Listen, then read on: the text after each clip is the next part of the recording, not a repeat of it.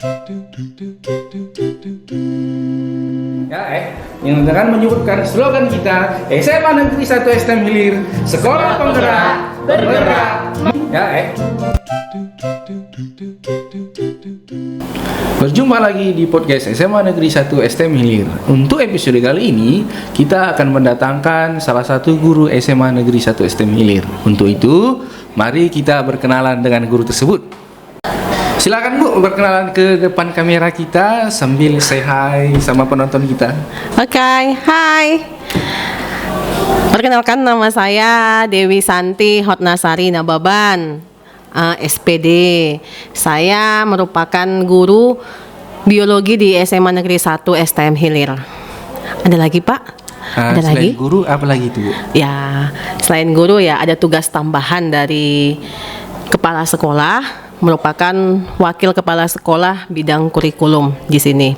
Selain itu, saya juga salah satu guru komite pembelajar di SMA Negeri 1 STM Hilir, di mana kan sekolah kita ini Pak merupakan sekolah penggerak angkatan pertama. Berarti bisalah kita bincang-bincang soal karir Ibu di SMA Negeri 1 STM Hilir ini. Bisa banget Pak. Oke, kita akan membahas dan melakukan diskusi dengan Ibu ini selama beberapa jam ya Bu ya. Diskusi kita ya. Sampai sore aja. Iya, oke. Nah, kita masuk ke pertanyaan yang pertama ini Bu Dewi. Pengalaman Ibu bisalah diceritakan selama guru. Apakah Ibu semenjak mengajar di SMA ini aja atau sebelumnya sudah pernah mengajar? Baik Pak, sebenarnya saya itu sudah menjadi guru sejak tahun 2009. 2009 ini. Iya, Bapak lagi apa itu? Lagi skripsi Bu. Nyusun skripsi ya? Lagi pusing-pusing gitu. Lagi pusing-pusing ya. Cindy belum lahir. Kalau sini lagi anak SMA dia. SD. Iya. Oh, iya. Jadi saya udah lebih kurang 15 tahun jadi tenaga pendidik Pak, jadi guru, mencerdaskan kehidupan bangsa. Bangsa ya.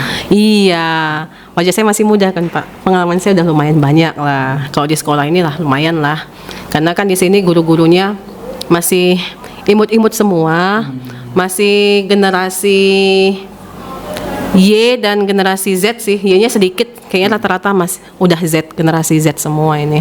Kalau aku generasi Kiwi. Saya kemarin itu Pak, penempatan pertama itu di SMA Negeri 1 Adian Koting, Kabupaten Tapanuli Utara. Waktu itu SMA belum ditarik ke provinsi, kita masih di bawah naungan kabupaten. Karena suami berdomisili di Medan, tahun 2019 saya mengajukan apa Pak? Pindah tugas. Karena sekarang kan ini guru itu kan Pak ada istilahnya jam sertifikasi ya Pak ya. Itu jam minimal guru tuh 37,5 jam di sekolah, tapi tatap muka tuh minimal 24 jam. Susah juga cari sekolah yang kemarin itu butuh guru biologi dengan jam yang pas. Apalagi saya kan udah serti. Dapat dia di SMA Negeri 1 STM Hilir dengan rekomendasi dari Bapak Kacapdis. Kemarin masih wilayah Pakam, Kacapdis Deli Serdang, wilayah Pakam, Pak Agus Sinaga. Bapak itu sekarang udah ini loh, udah Kacapdis wilayah 1. Dia megang Medan dengan Deli Serdang. Jadi Bapak itu yang merekomendasikan saya ke sekolah ini, minta rekomendasi dari Ibu Kepala Sekolah. Langsung disetujui karena memang pada waktu itu tenaga guru biologinya memang ada 2 orang, tapi masih GTT Pak, yang PNS belum ada. Jadi saya bisalah masuk di sini dengan bebas gitu kan. Dikasih izin, nggak nyampe 1 bulan surat mutasinya keluar, kita pindah ke sini. Nah jadi Bu, di SMA Negeri 1 STM Hilir, Ibu masuk tahun berapa itu? Tahun 2019 Pak. 2019 ya? Iya. Berarti udah berapa tahun? Lebih kurang 5 tahun lah Pak. Belum nyampe tapi ya 5 tahun. Nah sejak masuk ke SMA Negeri 1 STM Hilir ini, kita bicara karir ya Bu ya? Ya. Nah, Ibu ditugaskan kepala sekolah sebagai apa aja Bu? Nah yang pertama kali saya masuk, saya dikasih jadi guru biologi ya Pak ya. Saya dikasih 17 jam ngajar biologi itu kelas 10, kelas 11, kelas 12. Ditambah lagi tugas tambahan kepala laboratorium. Jadi kemarin laboratorium biologi ini sudah ada, tapi masih honor itu ya? bukan, labnya udah ada. Cuma memang sudah disusun, sudah bagus, tapi jarang digunakan lah kemarin itu. Sering ada beberapa kadang digunakan, tapi jarang lah terjadi praktek. Sehingga kemarin ibu itu langsung bilang, ibu ini kan dah kepala lab nih saya buat, berarti laboratorium itu harus ibu pergunakan dalam proses belajar mengajar. Jadi ya saya kerjakan yang diberikan ibu itu, saya ngajar. Setelah itu saya kelola lab lah. Yang pertama penyusunan barang, habis itu pokoknya kita buatlah lab ini memang benar-benar lab lah, jadinya lab, bukan kayak museum. Berarti memang sudah dipergunakan seperti kegunaannya lah. Iya, kemarin saya dulu kan Pak sekolahnya di kampung gitu kan, di daerah. Terus saya lihat, keren-keren kali alatnya gitu, lengkap. Mikroskopnya sudah kita bisa yang pakai besar dia tuh lensanya itu, udah bisa kita foto, ada alatnya. Udah pakai layar aja ya? Iya, saya aja langsung belajar otodidak di situ menggunakannya. Jujur saya nggak pernah menggunakannya selama saya kuliah, tapi dapat di sini saya utak-atik gini ya, gitu. Terus alat-alatnya lengkap, karena memang kan ini kan sekolah baru kan. Berarti beda ya kalau saya SMA dulu mikroskopnya intip Itu mikroskop cahaya Bapak. Yang dari matahari, kita cari matahari di mana, arahkan ini ya. Ini enggak. Kita hanya itu kan dicoloki kan? Iya pakai listrik ya. Atau pakai listrik. Terus kita amati pakai objek gitu kan, apa yang mau kita amati. Kalau mau kita foto bisa kita foto Pak, ada alatnya. Kamera itu juga bisa difoto, gini Kan tripod gitu kan, kalau misalnya kita pakai kamera bikin ke ini kan, ini harus membesarkan, ini enggak, kita bisa ada alatnya gini memfoto. Jadi itu yang pertama, alat itu yang pertama yang saya gunakan di sekolah ini. Dan kebetulan kan kelas 10 kan memang dulu waktu ke-13 materinya ini pengenalan mikroskop. Iya, pengenalan mikroskop. Ya udah saya kenalkan. Selanjutnya ya sesuai dengan materi, kami sering mengadakan praktek-praktikum. Iya. Apalagi kan di sekolah ini kan, Pak. Yang beda dari sekolah ini kan biasanya gini loh. Kalau misalnya kita belajar biologi di jam pelajaran, kalau kita mau praktek ya pasti jam pelajaran itu, gitu loh. Dia termasuk ke intrakurikuler. Tapi kalau harapan ibu kepala sekolah, kalau dikasih jadwal setiap hari itu ya udah ngajar. Nanti dia akan membuat praktikumnya di siang hari.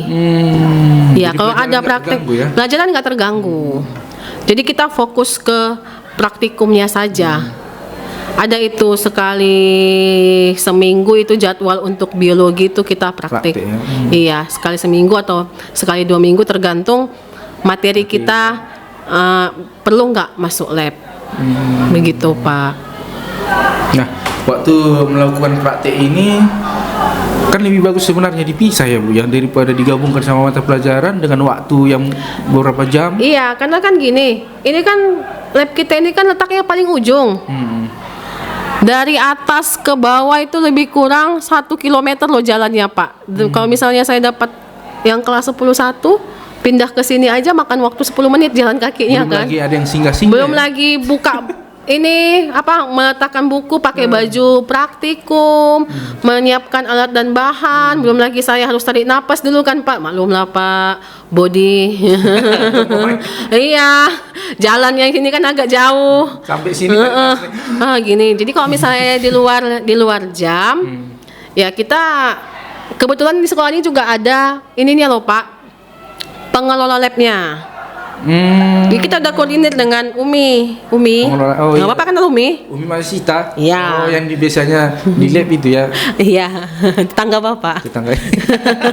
Jadi kan kita, Andi saya pulang sekolah ini mau praktikum. Ini kita kan saya mau praktikum nih Pak. Ini kan saya mau praktikum. Dan saya kasih tahu sama Umi. Saya mau ngecek ini tekanan darah. Langsung disiapkan alatnya. Umi nyiapkan alat. Nanti kita pulang sekolah kita kasih waktu anak-anak makan setengah jam. Saya juga makan lah gitu kan. Habis itu saya di sini. Umi udah menyiapkan alat bahannya. Anak-anak datang ganti baju. Udah. Saya dibantu dengan Umi, kita melakukan praktikum sama anak-anak. Berarti Umi ini ada juga manfaatnya. Banyak Pak, banyak. Sama kayak studio kita ini juga Bu, Umi yang ngurusin. Kalau nggak ada Umi nggak tahu lagi gimana Bu. Yang mana Umi Pak? Nanti kita tanya Bu. Iya. Kenapa dia masuk studio apa Bu? Studio ini? Gak pernah Bapak undang dia? Belum. Undang lah sekali-sekali. Malu Pak. katanya. Malu. Nggak tahu aku mau kejawab pertanyaan.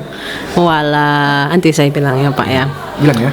Dia ini loh Pak, karena kebetulan ini kita nggak punya lab kimia, belum punya ya. Mudah-mudahan tahun ini jadi dikasih sama pemerintah lab kimia. Dia itu jadi membantu guru biologi dan kimia. Karena kan anak kimia juga praktiknya di sini. Di lab biologinya ya. Iya, jadi kalau misalnya kayak kemarin puras kita, Bu Umi saya mau praktek ini, alat dan bahan yang mau saya gunakan ini. Ya udah, Bu Umi yang siapkan ya? Umi yang siapkan. Nanti juga setelah proses praktikum tugas kami membersihkan alat. Yang nyusun Bu Umi kembali. Kami letakkan di mana dia meletakkan dari awal. Berarti udah dengan ada kondisi meja-mejanya dibikin. kan ada meja laboratorium kan ada Pak. Di setiap meja dia letakkan.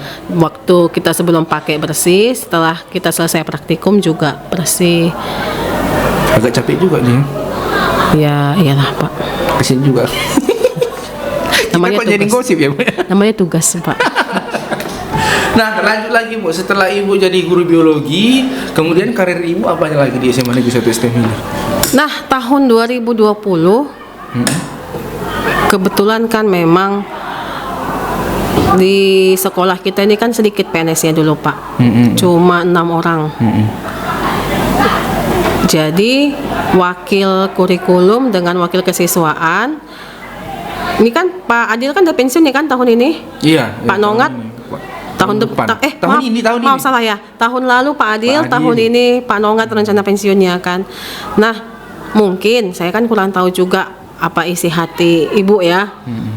Entah mungkin biar ada istilah pengkaderan dari jauh-jauh sebelum pensiun dia sudah ada orang gitu kan untuk mengisi kekosongan ini nantinya. Jadi ketika tahun 2020 tahun saya sudah bekerja di sini, saya ditugaskan sama Ibu dikasih tugas tambahan sebagai wakil bidang kesiswaan Pak. Wakil bidang kesiswaan itu kemarin tugas saya ya menangani yang pertama itu OSIS, kegiatan OSIS, dan yang kedua itu segala kegiatan siswa di SMA Negeri 1 STM Hilir.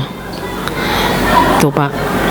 Dari tahun 2020 sampai 2022 lah saya wakil kesiswaan. Setelah itu? Setelah itu, ini kan Pak Adil mau pensiun kan tahun lalu. Tahun 2023 Ibu Kepala kembali lagi mempercayakan saya jadi wakil kurikulum. Kurikulum. Iya. Berarti sekarang kurikulum sampai sekarang ya Bu ya? Ya sampai sekarang. Berarti jenjang karir Ibu di SMA Negeri 1 STM Hilir. Selain itu yang saya dengar ataupun saya mendapat informasi Ibu juga sebagai guru komite ya kalau nggak salah. Iya. Silakan Bu ceritakan lagi Bu. Nah ini kan tahun 2021 Pak. Itu kan Ibu kemarin kayaknya kami udah pernah ceritakan dengan Ibu Vina nih di sini. Ibu itu kan mengikuti seleksi sekolah penggerak, kepala sekolah penggerak, dan kebetulan menang. Akhirnya dia menugaskan 11 orang guru komite, salah satunya saya jadi dari mewakili guru dari mata pelajaran IPA lah. Berarti Pak. harus kepala sekolahnya penggerak juga ya? Kepala sekolahnya yang diseleksi, Pak. Bukan gurunya ya? Bukan. Berarti kepala sekolahnya udah guru penggerak? Bukan, Pak, bukan. Jadi kan itu kemarin ada seleksi kepala sekolah penggerak. Heeh. Jadi Ibu itu kalau nggak salah dia ada seleksi 3 tahapan itu. Ada esai, terus ada ujiannya juga, ada tes mengajar dan wawancara, menang. Nah, setelah Ibu itu menang, sekolah ini jadi ikut program sekolah penggerak. Baru nanti Ibu itu tugasnya memilih 11 orang guru komite. Oh. Iya, salah satunya ya saya lah. Di sini tugas kami itu kemarin mengikuti pelatihan lebih kurang 2 minggu secara daring, memperkenalkan apa itu sekolah penggerak dan bagaimana kurikulum merdeka. Dulu masih namanya prototype, Pak, belum ada namanya. Kita mulai tahun 2021. Di situ apa ya? Gudang inilah banyak perasaan campur aduk lah, Pak. Itu kan habis COVID tahun 2021, iya, ketika sudah new normal, ya kan? Semuanya ngejoom apa gitu. Iya, terus dengan kurikulum baru kita harus ekstra belajar bagaimana itu membuat modul. Bagaimana itu pelaksanaan modul project, setiap bulan kita ada PMO, baik itu PMO dia daring level sekolah atau PMO yang dipanggil nih. Biasanya ini setiap bulan ini 3 orang guru komite dikumpulkan di suatu tempat gitu kan, dikasih pelatihan atau sharing-sharing. Jadi kemarin itu tahun 2021 ke tahun 2022 memang kita full kegiatan, Pak. Nah, tahun pertama kita bisa bagus lah mengerjakannya. Tahun kedua udah nggak ekstrim, iya, karena kan gini loh, Pak, ketika ada yang baru kan kita langsung takut itu, khawatir kan, aduh kayak mana nanti nih, kayak mana. Ternyata ketika dijalani dengan hati yang ikhlas, banyak belajar, banyak membaca, ternyata bisa dijalani. Iya, Pak. Nah, kegunaan dari komite pembelajaran ini ataupun manfaatnya seperti apa, Bu? Jadi kan gini loh, Pak, kalau Bapak ingat dulu waktu K13 dikeluarkan, itu kan guru-guru dipanggil semua kan, Pak, dikasih pelatihan kan. Bisa, satu dari setiap mata pelajarannya. Ya, dipanggil perwakilan 4 hari kalau nggak salah di hotel ya, Pak ya, nginapnya. Mungkin kemarin itu kan masih new normal. Kalaupun ada proses pembelajaran itu kan, Pak, ada yang daring, ada yang luring, tergantung lah. Luring pun masih dibatasi dengan protokol kesehatan gitulah kan. Nah, keuntungannya yang gini loh, Pak, kami dilatih, ini 11 orang, tugas kami untuk melatih guru-guru yang ada di sini. Ke sekolah lain gimana, Bu? Oh iya, Pak, jadi gini, setelah itu SMA Negeri 1 STM Hilir di bawah kepemimpinan Ibu Elvia Nasda memiliki tugas, Pak, untuk mengimbaskan kurikulum merdeka ke sekolah-sekolah yang belum menggunakan kurikulum merdeka. Jadi kalau kemarin itu kami mengimbaskan di tahun kedua ya, tahun 2022 itu ke Galang, ke SMA Negeri 1 Galang. Setelah itu SMA Negeri 2 Tanjung Morawa udah 2 kali juga memanggil salah satu komite kita, Bu Vina. 2 kali Bu itu dipanggil untuk menjelaskan mengenai kurikulum merdeka. Nah, tahun lalu, Pak, 2023 SMA Negeri 1 Gunung Meriah. Ingat Bapak kita ke sana? Oh iya. 2 kali itu saya dipanggil, Pak. Petualang ya, Bu ya? Iya. Yang pertama saya ikut, yang kedua enggak, Bu. Oh iya ya. Aduh, kedua Pak lebih ekstrim, aduh. Karena kami dari Pakam jalannya. Kalau yang pertama kan dari belakang nih ya, dari 3 Juhar. Paling jalannya rusak kan. Nah, kalau yang dari Pakam itu aja bila ada jalannya rusak, ya jurang, Pak. Aduh. Tapi kan pengalaman, Bu. Iya sih, pengalaman, Pak. Kita di situ tugas kita untuk menjelaskan mengenai kurikulum merdeka ke sekolah tersebut. Saya kemarin Tugas saya kasih materi mengenai pembagian jam, setelah itu project. Nah, di yang kedua kali saya dipanggil, tugas saya itu mengimbaskan penilaian. Kayak mana mengisi raport di kurikulum Merdeka. Iya. Berarti selain bermanfaat di sekolah lain juga bermanfaat ya Bu ya. Jadi mentor lah gitu ya Bu ya. Iya, nah inilah Pak keuntungan kita Pak. Selain ilmu bertambah, dompet juga terisi Pak. Walaupun tujuannya nggak itu ya Pak ya. Berarti itu memang betul-betul mahal ya. Nah, iya kan perjuangan kita setahun belajar, udah ketika kita dipanggil kan ya ibaratnya memang setidaknya uang pulsa aman gitu kalau kita dipanggil, jajan aman gitu, makan aman, dan perasaan loh Pak, perasaan kita ketika kita sebagai pemateri berdiri depan guru-guru gitu datang disambut dengan baik loh. Ayo di sini setelah saya bekerja di SMA Negeri 1 STM saya mengalami hal itu Pak. Jadi kita memang benar-benar iya ya, enak ya ternyata ya ketika kita diundang gitu kan, diperlakukan ini duduk gitu kan, terus disambut.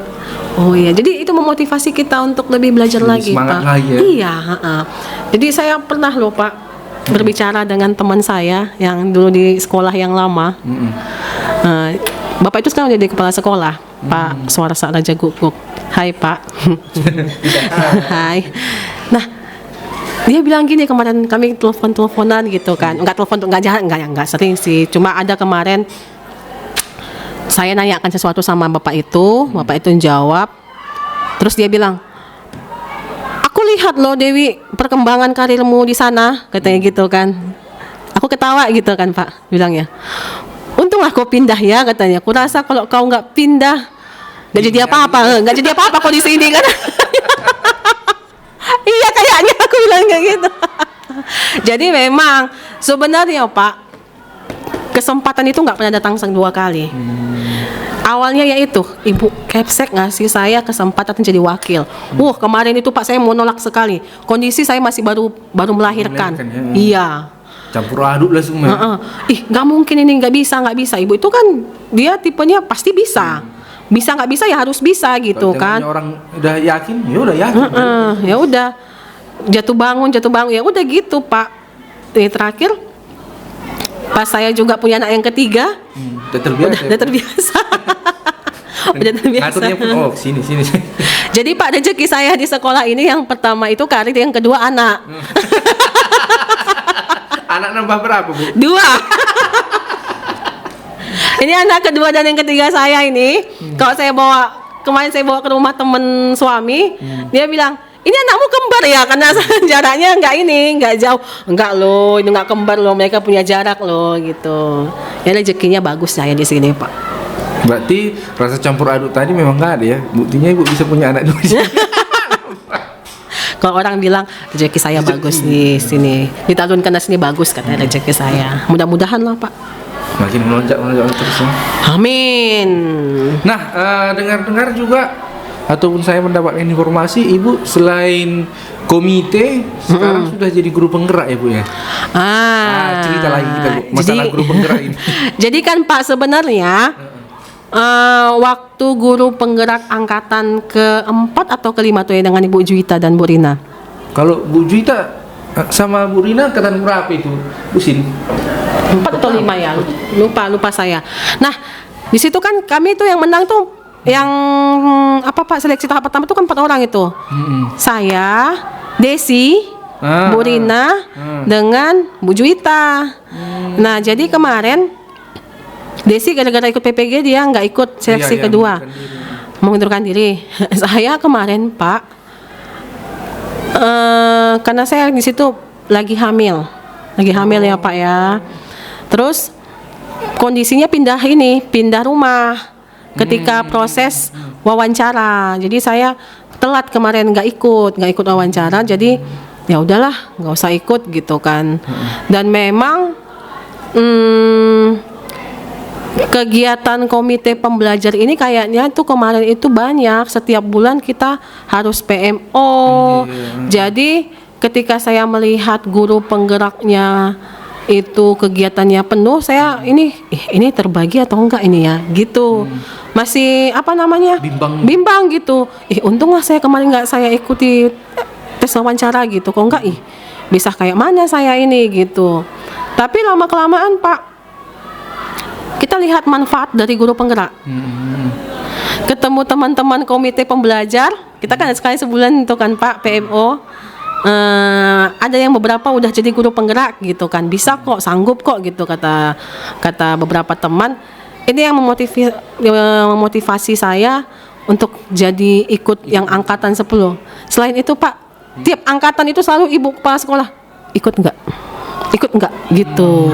Dia Pak kalau masalah karir sangat mendukung ya Bu. Iya. Jadi yang angkatan 10 saya ikuti, kebetulan lulus di tahap pertama. Setelah itu tahap kedua itu kan tes mengajar 30 menit, ditambah lagi wawancara. Lulus juga tahap kedua. Jadi ini kita sekarang tinggal nunggu jadwal pembelajaran CGP angkatan 10. Itu katanya sih 6 bulan sih waktunya Pak. Dan ini saya mau kasih motivasi sama teman-teman, sama Bapak Ibu guru. Iya, yang sudah 5 tahun menjadi pendidik ya. Udah ada masuk udah podiknya ya. Ikutilah guru penggerak. Ini ada angkatan 11 kalau nggak salah ya. Kemarin berbicara dengan Bapak pengawas Pak Charles, katanya itu sampai 14. Ada angkatan 14. Mungkin kita nggak merasakan sekarang manfaatnya apa, tapi kedepannya kita nggak tahu. Misalnya ada pengembangan karir. Kenapa Pak? Kalau kita pakai sertifikat guru penggerak, kita karir kita ke pengawas dan ke kepala sekolah bisa. Karena salah satu syarat untuk menjadi pengawas dan kepala sekolah ya guru penggerak, ada sertifikat guru penggeraknya.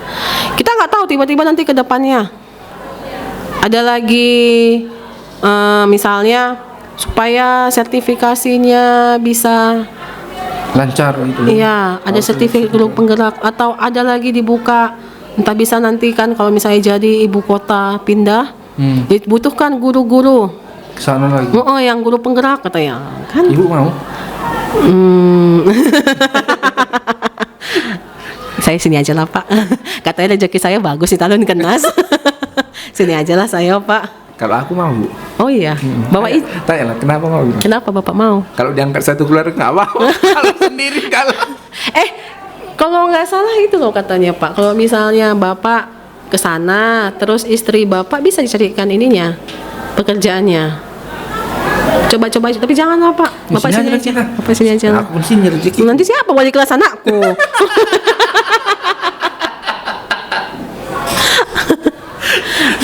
Itu Bapak kan? Istri Bapak wali kelas anakku. Udah. Mudah-mudahan terus dia. Jangan. Oh, maksudnya jangan mudah-mudahan terus dia. Masa dia kelas 2 terus? Anakku. Nanti masuk grup 3K yang tahun ini. Oh iya, maksud aku tetaplah dia di situ gitu. Iya. Mudah-mudahan sama juga kayak Ibu, mudah-mudahan di sini rezekinya. Iya, saya udah lihat emang ya Pak. Ya kue. Mudah-mudahan. Amin. Nah, Ibu kan tadi udah bercerita karir Ibu mulai awal masuk sampai sekarang ya. Ibu bilang udah 15 tahun ngajar Ibu ya. Pastilah untuk siswa kita lihat, Ibu juga udah kenal lah berbagai macam karakter siswa, baik dari yang baik, yang kurang baik gitu. Nah, ada nggak tips Ibu untuk teman-teman guru kita lah untuk menghadapi siswa yang mungkin karakternya kurang bagus gitu? Nah, silakan. Ini jadi termasuk lagi nih di salah satu kurikulum Merdeka ini. Jadi kalau kata Ki Hajar Dewantara Pak, kita itu berhambakan kepada murid ya. Iya. Itu kan ada Pak. Apanya? Posternya. Oh, poster. Kan dia spanduknya di atas kepala kami Pak. Duduk Dan di selasar ya, Bu. dan memang itu yang diambil ibu, berhambakan kepada siswa, ya kan? Atau berhambakan kepada sang murid. Ini maknanya dalam loh, Pak. Saya pernah baca, saya suka baca tapi saya kadang lupa kutipannya dari mana loh, Pak. Yang penting maknanya ada. Jadi gini, nggak ada siswa yang bodoh. Bahkan Albert Einstein pun kalau kita tahu dulu dia Bodoh. dikeluarkan dari sekolah gara-gara tidak mau belajar. Terakhir kan emaknya yang ngajarin dia, yang ngasih motivasi sama dia. Terakhir dia penemu, ya kan? Nah, siswa juga begitu, Pak. Kita nggak bisa mengharapkan kita dapat siswa yang pintar, berakhlak baik. Jangan mau jadi guru di sekolah negeri, Pak. Di sekolah ini aja, sekolah plus, yang seleksinya memang seleksi itu semua. Tapi kalau memang kita guru di sekolah negeri, ya kita harus berhadapan dengan segala karakter. Jadi tipsnya, Pak, kita harus mengenal lebih dalam sama siswa. Itu ya. Kita jangan kebanyakan menuntut. Kadang kita juga harus perhatikan dia ya. Kemampuannya sampai di mana? Dia mampunya di mana gitu? Apakah dia mampunya hanya psikomotornya aja? Dia mampunya ini misalnya nih ya. Kalau belajar dia tidur aja bawaannya. Kan ada tuh anak kita sih tit gitu. Sensor ya. Sensor tit yang kelas 11 biogeofis tit gitu kan. Yang namanya dari R. Cari sendiri lah. Di kelas ngantuk itu, Pak. Mungkin kita ngajarnya juga emosi gitu melihat dia. Tapi coba saya kasih bola voli sama dia, main. Senang dia. Senang. Kita suruh dia buang sampah yang penuh, cepat. Kita suruh dia nyapu, cepat. Iya, jadi kita di balik kekurangannya itu pasti ada kelebihannya. Ada orang yang kelebihannya di kognitifnya, pengetahuannya, ada orang yang lebihnya di keterampilan, ada yang lebihnya di olahraga. Jadi itulah fungsi kita pendekatan sama siswa, Pak. Kita harus mengenal mereka lebih dalam lagi. Makanya kadang kalau orang bilang pokoknya guru kelas 10, kelas 11, kelas 12 gantilah. Terkadang kalau misalnya kita langsung diganti tiap tahun, kadang kita susah mengenali karakter. Sebenarnya sih, Pak, lebih berinteraksi dengan siswa lah, Pak. Nggak hanya pas di jam pelajaran aja, di luar pembelajaran, istirahat, banyak loh, Pak, manfaatnya. Bahkan gosip-gosip yang beredar pun kita tahu dari siswa. Iya, dekat kita sama siswa, tahu kita gosip apa yang lagi viral. Jadi ya itu, Pak, pendekatannya aja. Kita cari tahu ini pacarnya siapa, dekatin aja siswa gitu. Oh, ini Ini pacarnya. Ini kayak mana orangnya? Gini. Apalagi terutama untuk wali kelas ini ya, Bu ya. Langsung cepat kenal sama siswanya. Itu dia bapaknya tanam apa? Ada kebun apa dia? Langsung tahu kita. Langsung. Apalagi kalau kita lihat karakternya yang sok-sok menonjol dia kan. Iya. Kita tanya sama kawannya. Siswa kita, Pak, kalau dipuji langsung berbunga-bunga. Orang masa-masanya, Bu, sekarang. Iya, jadi itu sih pendekatan kita sih kebanyakan ya, maksudnya kita lebih sering menegur, memberikan perhatian, memberikan pujian. Walaupun dalam hal-hal yang sepele, mengucapkan terima kasih juga apa yang sudah dikerjakan itu merupakan pujian sama dia. Dia langsung. Iya, itu yang daun-daun di bawah pohon depan lab fisika itu kan sering berjatuhan tuh kan. Saya kan langsung pst, gitu. Mereka udah tahu itu. Ambil, terus makasih ya, saya bilang gitu. Iya, Bu, itu udah sebuah penghargaan sama mereka. Berarti nggak seolah-olah kayak kayak aku di sini sekolah belajar bukan untuk ini gitu. Bukan. Nah, dari pembahasan yang Bu bahas ini, yang saya tangkap ini, Bu, ternyata kita selain mengenali siswa, apalagi dia karakternya yang kurang baik, ya jangan langsung kita patung, oh ini siswa yang kurang bagus gitu ya, Bu ya. Berarti kita harus cari tahu mana sisi baiknya. Iya, apalagi nih Bapak nanti kalau ini pengalaman Bapak jadi guru udah berapa lama? Ada sekitar 8 tahun, Mas. Ilmu psikolog Bapak itu tinggi. Hanya melihat wajah, Bapak bisa menilai bagaimana siswa itu. Kayak mana orang cara dia berbicara, Iya. bohong atau enggak. Iya, No. ada kan, dapatkan ilmunya kan. Ya. Sama kayak yang akan kita panggil untuk menutup acara kita ini, Bu. Kenapa? Orang psikolog? Iya, S2 psikolog. Oh, belum. Hampir. Nah, untuk itu Bu, kita akan menutup acara kita. Biasanya penutupnya ini Cindy nih. Oh iya. Bu Cindy. Oke, sebelumnya memang Bu Dewi ini udah pernah ya kan Bu di sini sama Vina kemarin. Jadi kita mengingatkan aja ya sebelum tutup podcast ini, nanti Pak Jan SMA Negeri 1 STM Hilir kita menjawab sekolah penggerak, bergerak, menggerakkan. Oke. Oke, SMA Negeri 1 STM Hilir. Sekolah penggerak, bergerak, menggerakkan.